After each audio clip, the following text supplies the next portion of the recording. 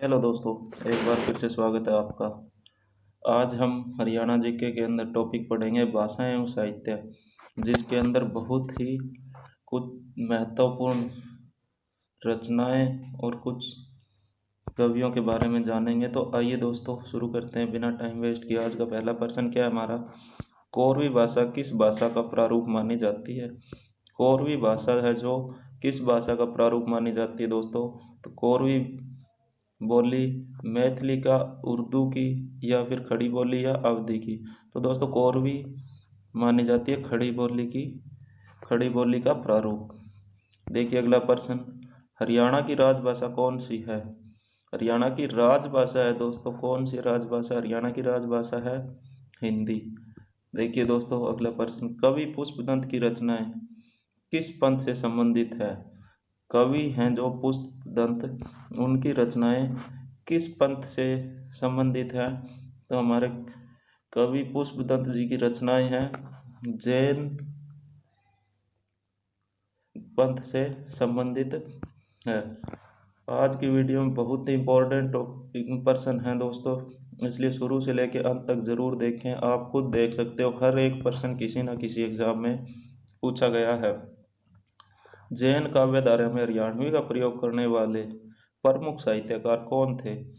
जैन काव्यधारा में हरियाणवी का प्रयोग करने वाले प्रमुख साहित्यकार थे श्रीधर, और जैन काव्यधारा में हरियाणवी का प्रयोग करने वाले प्रथम साहित्यकार श्रीधर ही हैं।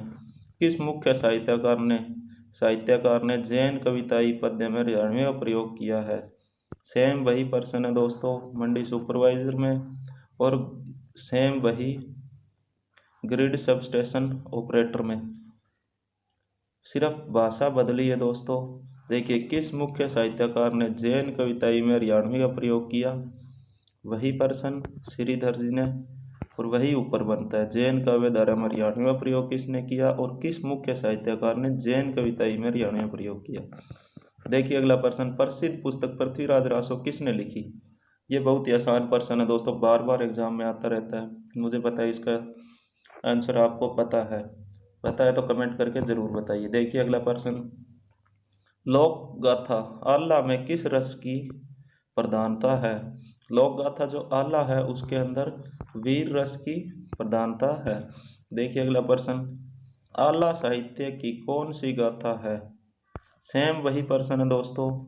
देखिए लोक गाथा आला में किस रस की प्रधानता आंगनवाड़ी 2017 में है, और आला साहित्य की कौन सी गाथा है, वही प्रश्न सिर्फ घुमाया गया है शिफ्ट अटेंडेंट के अंदर। इसलिए थोड़ा सा क्वेश्चन को अच्छे से ध्यान से समझ के चलिए, जिससे कि सिर्फ भाषा बदली जाती है, वही प्रश्न है। आला साहित्य कौन सी गाथा है, तो लोक वीर गाथा। देखिए अगला प्रश्न, सिंह ग्राम किस संत की जन्मस्थली मानी जाती है।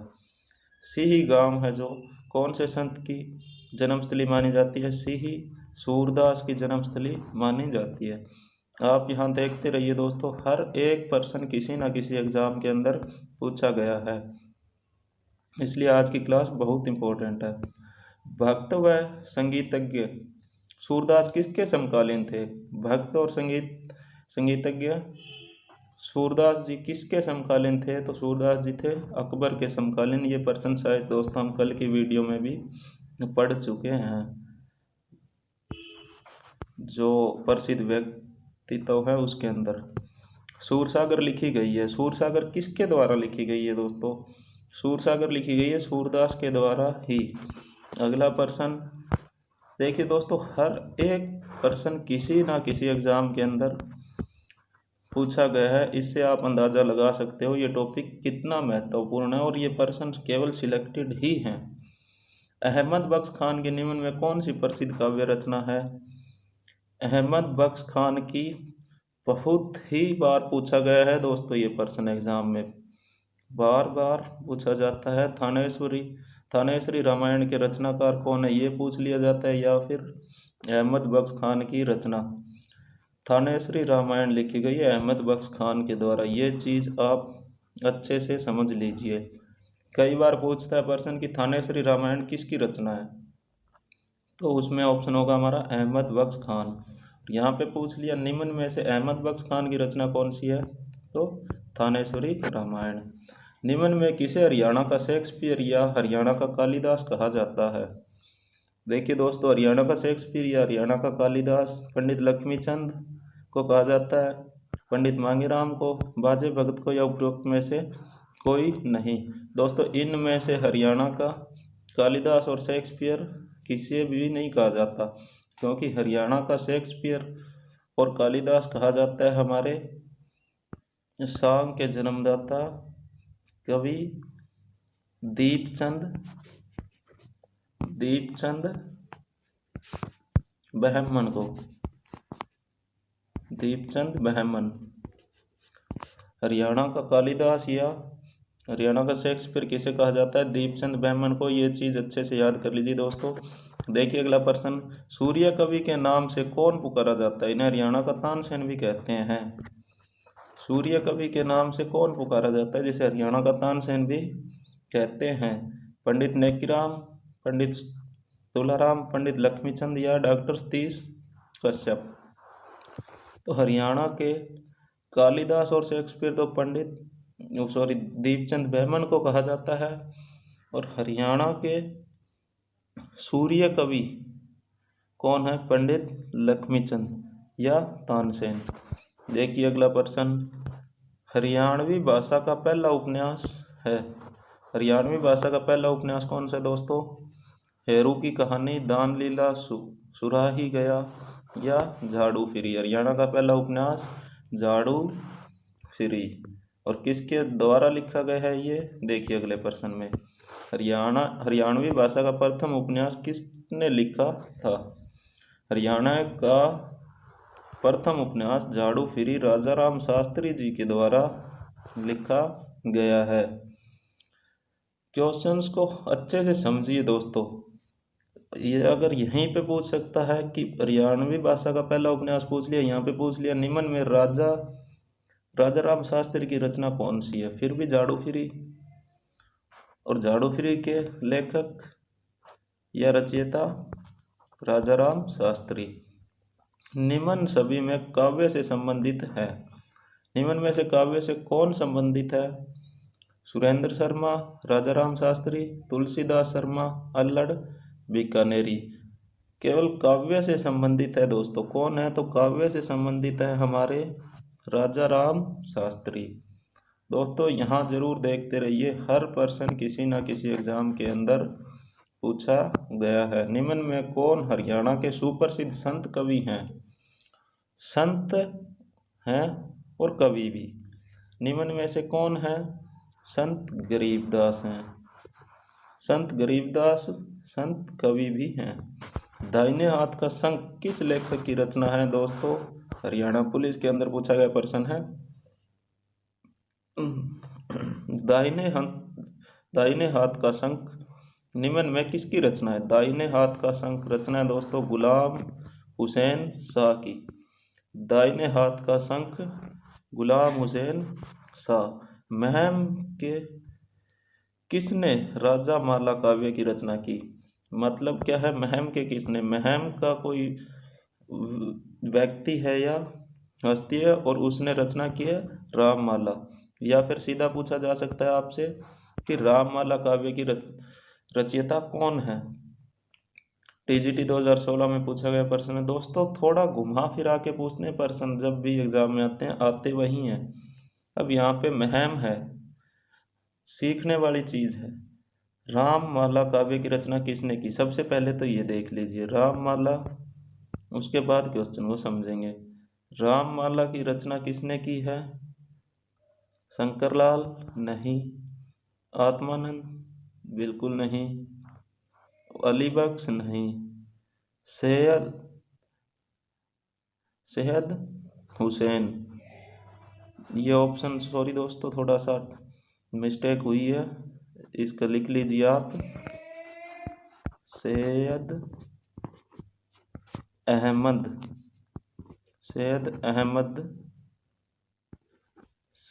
अहमद हुसैन ने।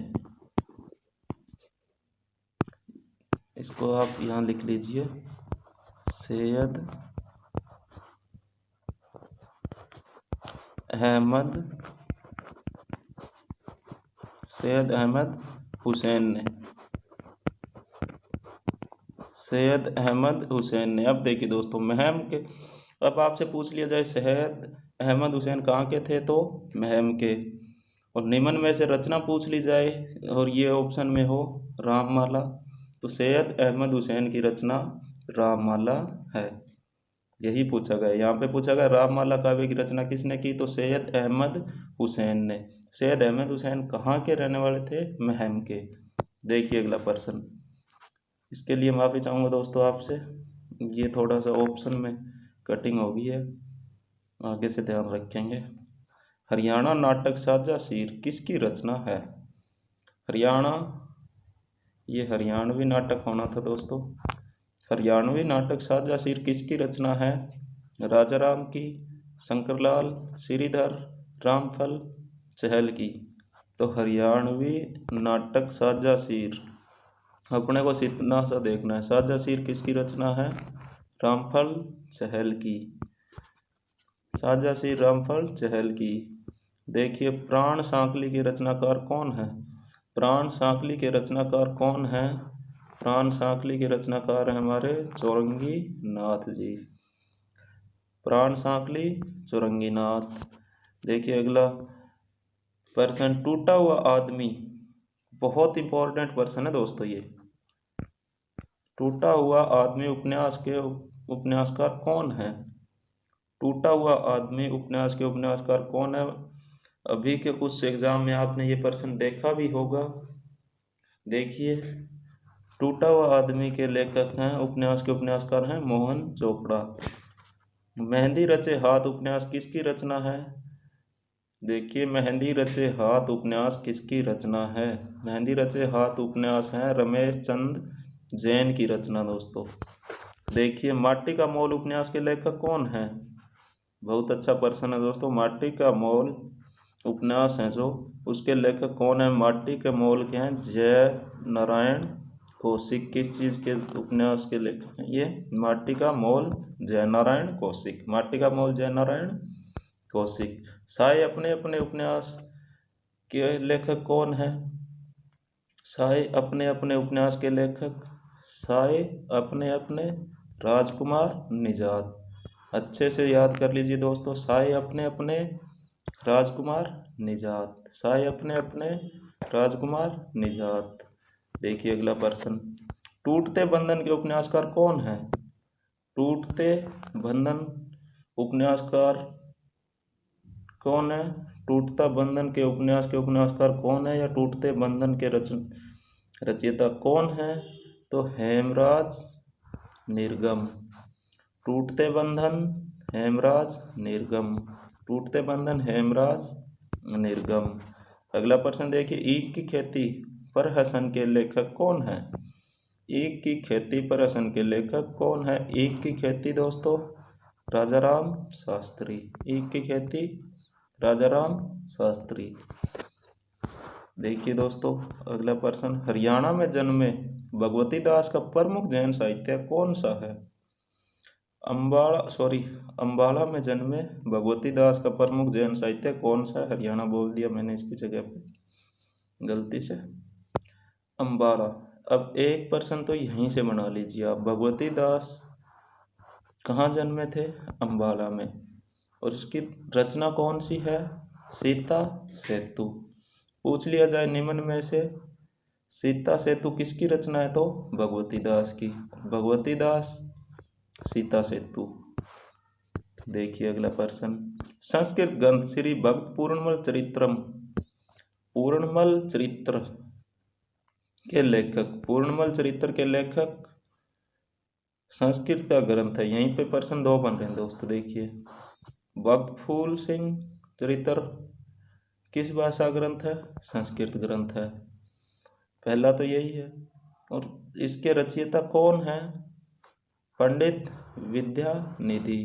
क्या पूछ लिया जाए निम्न में से पंडित विद्यानिधि की रचना कौन सी है, तो भक्त फूल सिंह चरित्र, भक्त फूल सिंह चरित्र पंडित विद्यानिधि, भक्त फूल सिंह चरित्र पंडित विद्यानिधि। देखिए अगला प्रश्न, विवाह पद्धति पुस्तक किसने लिखी है? विवाह पद्धति पुस्तक किसने लिखी है? विवाह पद्धति, विवाह कौन करवाता है? पंडित, तो पंडित विद्याधर शास्त्री। विवाह पद्धति पंडित विद्याधर शास्त्री, पद्धति पंडित विद्याधर शास्त्री। देखिए अगला प्रश्न, हरियाणा का प्रथम सूफी संत कौन था? हरियाणा का प्रथम सूफी संत शेख अहमद तुरक। हरियाणा का प्रथम सूफी संत शेख अहमद तुरक। हरियाणा का प्रथम सूफी संत शेख अहमद तुरक। हादी हरियाणा नाम से कौन प्रसिद्ध था?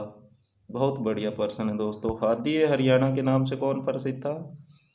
शाह मोहम्मद। हादी हरियाणा शाह मोहम्मद। हादी हरियाणा शाह मोहम्मद।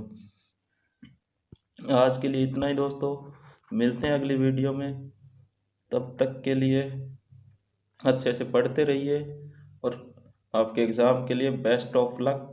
सबका एग्ज़ाम अच्छा हो और सबको जॉब मिले। धन्यवाद दोस्तों यहाँ तक देखने के लिए।